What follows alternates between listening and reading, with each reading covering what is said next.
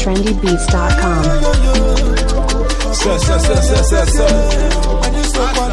Yeah, I'm when you can when the beak. The second.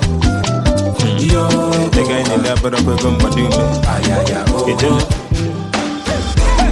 If we enter the shutdown, it's about to go down.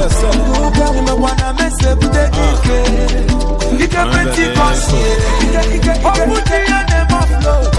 I need to see them must clear up. If we're gonna mess up with the DK, you can bet it cost you.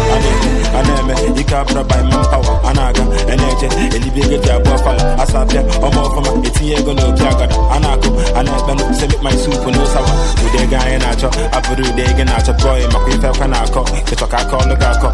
So we can answer, and then keep on out of work, can the shop a dinko, about my way no lemma. Yeah, say no more. Guys, I just go okay. Nathan, you could all the guys I come okay. Boy, I come okay. Soon me better but something. I know be type, we're gonna see being the Ben Johnson. Oh, wow. If we enter the shutdown, it's about to go down. I wanna mess up with the DK. You can bet it cost you. What would you and them flow? I need to see them must clear up. If we're gonna mess up with the DK, you can bet it cost you. But you can look at it. On your way, beware. Cash can look at it.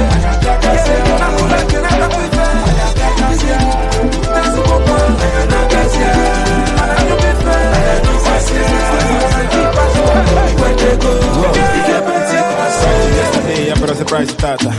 But it's a disagreement, I'm money fooling about. I'm Balloon.